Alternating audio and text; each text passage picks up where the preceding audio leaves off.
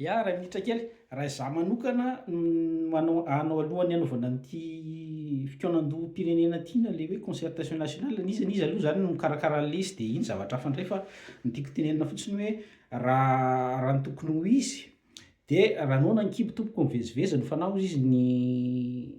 tsika malagasy ihany no miteny an'izay zavatra zay dikan'izany ny zavatra tokony atao voalohany amin'io a de stabiliser aloha ilay situation misy ao Madagasikara. Zany hoe tsy maintsy manao vahaolana amehana aloha zany a mistabiliser an'le situation satria raha vao tsy stabiliser ao voalohany a de tsy hanana confiance mihitsy ny vahoaka malagasy amin'ny mpitondra satria tsisy zavatra miangana mihitsy hita hoe inona ny vokatra. Faharoa manaraka zay ny mpitondra koa de mila manao communication mazava tsara hoe zao ny zavatra nitranga tetsy, zao ny zavatra nisy,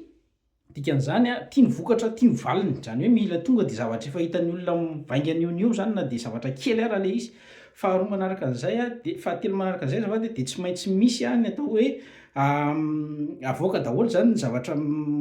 ataon'ny fanjakana, zany hoe ianao zany rehefa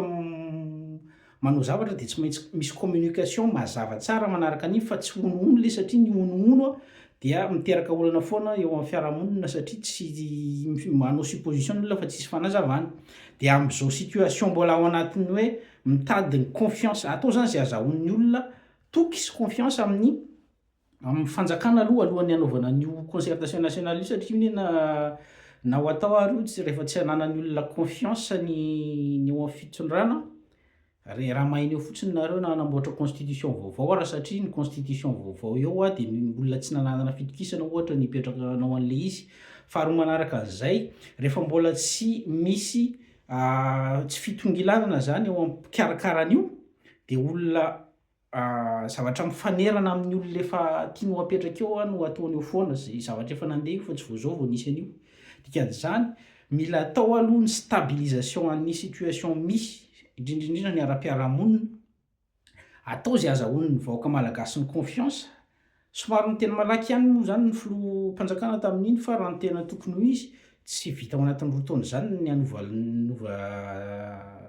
an'io situation io fa ny stabilisation fotsiny ara tsy vita ao anatin'ny roa taona. Dikan'izany za aloha zany de mahita fa tsy